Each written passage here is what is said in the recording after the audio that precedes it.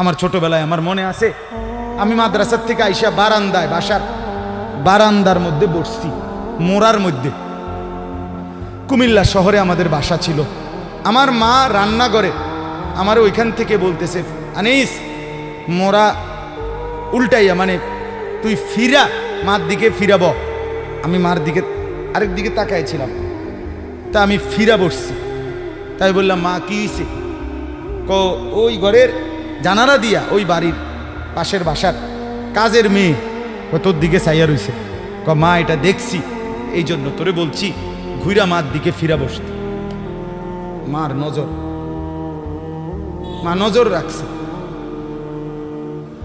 আমি জীবনে একবার, শুধু আমার পুরা জীবনে একটা সাদা টুপি কিনছিলাম একবার, যে টুপিটার মাঝখান দিয়া ছোট্ট ছোট্ট লাল লাল এই ছোট্ট ছোট্ট কটা ফুল ছিল লাল কালারের। এই একটা টুপি শখ করে এমনি ভাল লাগছিল, কিনছিলাম ওই মাহফিলে যে দোকান বসে এডির থেকে। তখন আমি মাত্র নতুন চাকরি নিছি, পড়ালেখা শেষ করে বেতন হইছে অল্প টাকা। বাড়িতে গেছি, আমার আব্বা এটা দেখছে। দেখে বিকালবেলা আমার মারে কইতেছে, হেতে যে চাকরি হয়েছে পয়সা হয়েছে বুঝছনি? মারে বলছে। মায়ে কয় না, কি তো হয়েছে? টুপি দেখছো না, টুপি দেখো না, রঙ্গিলা টুপি পিনছে, বুঝাই তো যায় ভূতের বেতন হয়েছে, চাকরি হয়েছে। রাত্রে আসার পরে মা, আমি বাহিরের থেকে আসছি, আরে মা আমারে বলছে, ফুত তোর আব্বা মনে হয় টুপিটা পছন্দ করে নাই, সারা জীবন তোরে সাদা টুপি পরাইছে, তুই কিনলে গায়ে লাল ফুলওয়ালা টুপিটা কিনলি, এই যে খুলে রাখছি আর কোনোদিন পড়ি নাই। বাবার নজর, মার নজর। আমার ভাই, বাপ মার সেই আদর সোহাগ। আমি জীবনে একবার আমার আব্বারে বলছিলাম, আব্বা আমি একটা মাদ্রাসার ব্যাপারে, যে আমি এই মাদ্রাসায় পড়তাম না, আমরা অন্য মাদ্রাসায় ভর্তি করার। আমার আব্বা বলছিল, ফুত পরের বেলা ভাত আমার ঘরে খাইও না, এক লোকমা ভাত মুখে দিবা না, বাইর তুমি কই ফিরবা তুমি বুঝো, ফরলে ফরো, না ফরলে ফিচে দিয়ে ফেরো, কিন্তু আমার ঘরের ভাত খাইও না। আমি যে এনে বলছি এনেই পড়তে হইব না। তো কানতে কানতে, চোখ মুছতে মুছতে সকালবেলা ভোরে চলে গেছি ওই মাদ্রাসায়। বুঝছি বাপ আমার এতটা শক্ত যে আসলেই আমারে বাদ দিবে না। বাবার সেই কঠোর শাসন আজ আল্লাহর কসম মনে হয় আল্লাহর কথা আপনাদের সামনে বলবার তৌফিক দিছে। আজ মা বাপ গাফেল হয়ে গেছে, গাফেল গাফেল। আপন ছেলে, মা বাপ বাইচা থাকতে আপন ঘরে ছেলেটা একদিনও ফজরের নামাজ পড়ে না, মা বাবার কলিজায় কোনো ব্যথা নাই।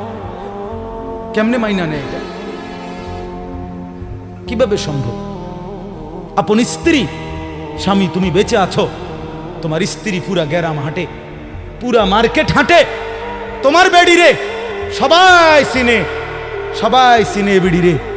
তুমি বেড়া বাচ্চা রয়েছো কেন? তুই ফাঁসি দেস না কেন? তুই মরস না কেন বেটা? কেন তুমি মরো না? আত্মমর্যাদা যদি মুসলমানের না থাকে, আত্মসম্মান না থাকে, আমার জীবনে আর রইলটা কি? আমার জীবনের আর আছেটা কি? এজন্য ছেলেদেরকে বলি, বাপ দিন শিখো, আল্লাহর কোরআন শিখো, নামাজকে ভালোবাসো, চেহারা সুন্দর হবে, আখলাক সুন্দর হবে, দুনিয়াতেও সুখ মিলবে, আখেরাতেও সুখ মিলবে। এই বন্ধুর কথা ফেলে দিও না। আমি সব সময় বলি যে তোমার ছবি দেখায়, নাচ দেখায়, উলঙ্গ দৃশ্য দেখায়, জিনা ব্যভিচারের রাস্তায় নিয়ে যায়, মদের বোতল তুলে দেয়, ফেন্সিডিলের বোতল তুলে দেয়, ইয়াবার ট্যাবলেট তুলে দেয়, আল্লাহর কসম এটা বন্ধু না, বন্ধু না, এটা শয়তান, ইবলিস, শয়তান, এটা শয়তান, এই হারামি শয়তান। যেই মেয়ে তোমারে বিবাহ বহির্ভূত, যেই মেয়ের সাথে প্রেম করো, এই মেয়ে মেয়ে না, এটা সরাসরি ইবলিস, এটা শয়তান, শয়তান, এটা তোমারে ভালো করবে না। কোরআনে আছে কিয়ামতের দিন অসৎ বন্ধুর কারণে বহু নাফরমান জাহান্নামী পাপী নিজের আঙ্গুল এইভাবে দাঁত দিয়া কামড়াবে, কামড়াইয়া ছিঁড়ে ফেলবে।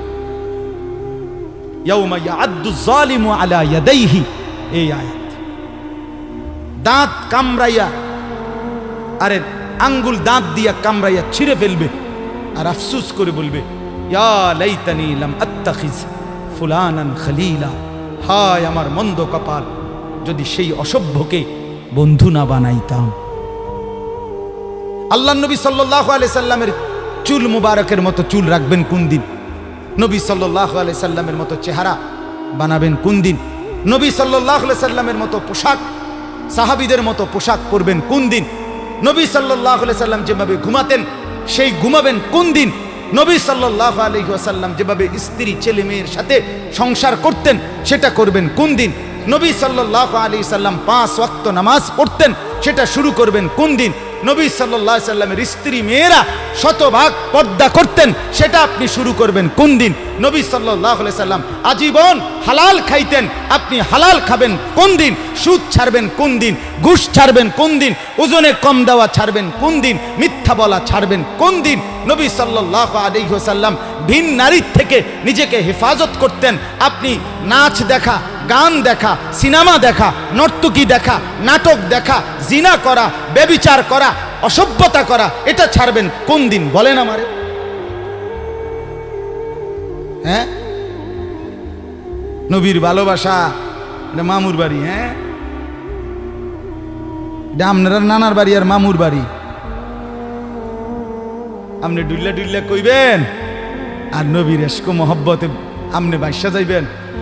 চেহারায়, সুরতে, আমলে, আখলাকে জিন্দিগির কোথাও রাসূলুল্লাহ সাহাবীদের তরিকা থাকবে না, আপনি নবী প্রেমিক হবেন। এত বড় মিথ্যা নিজের জন্য ফয়সালা করেন না, নিজের ব্যাপারে এত বড় ভুল করেন না বাপ, নিজের এত বড় ক্ষতি করেন না। অনুরোধ আমার ছেলেদেরকেও বলি, বাপ, এই যৌবন, এই বয়স আল্লাহ তাআলা ইবাদতের জন্য দিয়েছেন। কোরআনুল কারীমে আল্লাহ তাআলা বলেন, সুম্মা নুখরিজুকুম তিফলান, আমি মানুষের সন্তানকে প্রথম মায়ের পেট থেকে বাচ্চা আকারে বের করি। সুম্মা লিতাবলুগু আশুদ্দাকুম, অতঃপর তার দেহে আমি আল্লাহ শক্তি দিতে থাকি, দিতে দিতে যৌবনে শক্তি পরিপূর্ণ করে দেই। তাহলে আল্লাহ তাআলা যুবককে শক্তি পূর্ণ দিয়েছেন, আল্লাহর কসম, শুধুই আল্লাহ তাআলার বন্দেগীর জন্য। যুবক মানে যৌবনের এই শক্তি আল্লাহর দেওয়া, আল্লাহর দেওয়া। আপনারা ভাবেন তো, কারো যদি 1 ঘন্টায় বা 2 ঘন্টায় 6 বার 7 বার পেটে অসুখ হয়, পায়খানায় যায়, এরপরে তো শক্ত সামর্থ্য যুবকটা বিস্তার শুয়ে যায়, ঠিক কিনা বলেন? আপনি বলেন তো, কেন বড়াই করছেন? আপনার কি হইছে? আপনার তো হাত খুললে গেছে, না পাও খুললে গেছে, না নাক ফুরে গেছে, কিচ্ছু তো হয় নাই। পায়খানা না বাইরিছে, দুর্গন্ধযুক্ত পায়খানা পেটের থেকে বাইরিছে। তুই বেটা এত দুর্বল, সামান্য পায়খানাই তোমার শরীর থেকে একটু বেশি বাইরিয়ে গেলে তুমি হুত্যা লাও, তুমি নি মাতবুরি দেখাও। এই অপদার্থ, তুমি অহংকার করো কেমনে?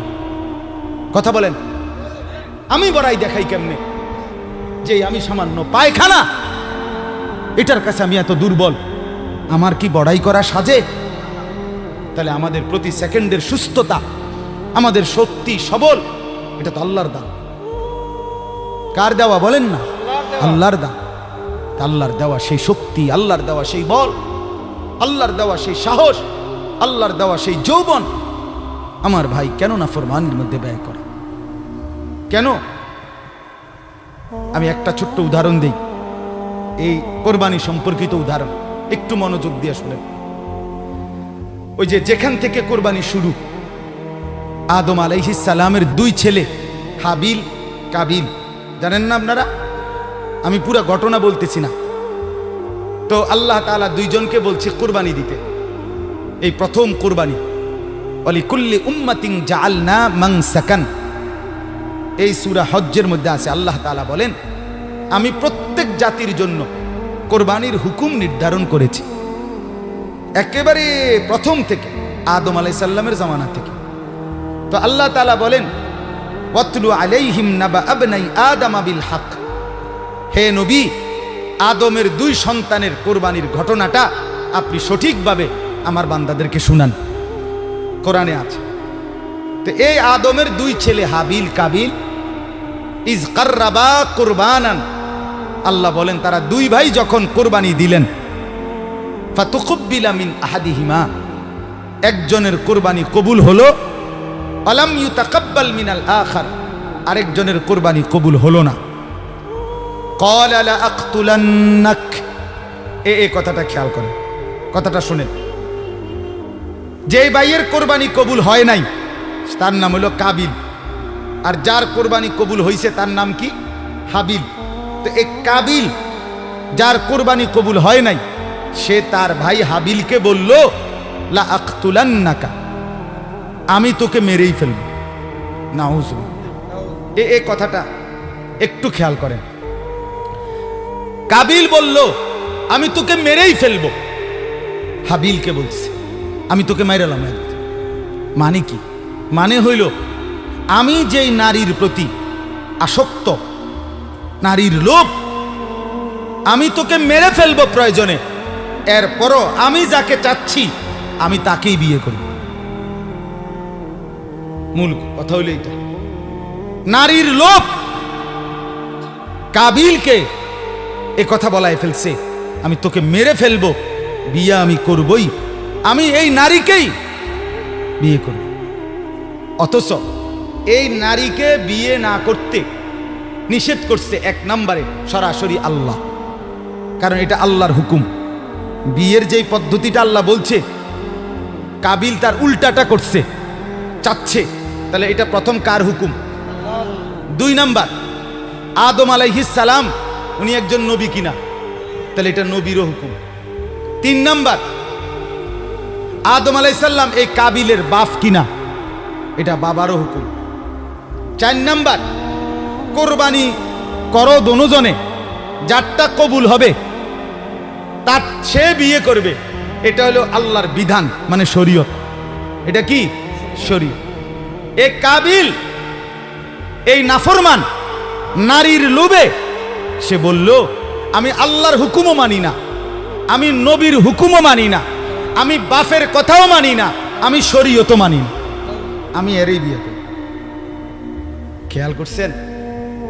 নারীর আসক্তি, নারীর লোভ, হারাম প্রেম, হারাম ভালোবাসা তারে কত জঘন্য পরিণতিতে নিয়ে গেছে। সে বলতেছে আমি আল্লাহর হুকুমও মানি না, আমি নবীর হুকুমও মানি না, আমি বাপের হুকুমও মানি না, আমি শরীয়তও মানি না, আমি এরই চাই। এই আজকের যুবক, আজকের নওজোয়ান ছেলে মেয়েদের হালাত এটা। আমি আল্লাহকে মানি না, আমি রসুল মানি না, আমি মা বাবার সম্মান ইজ্জত, বংশের মর্যাদা, গ্রামের ইজ্জত কিচ্ছু মানি না।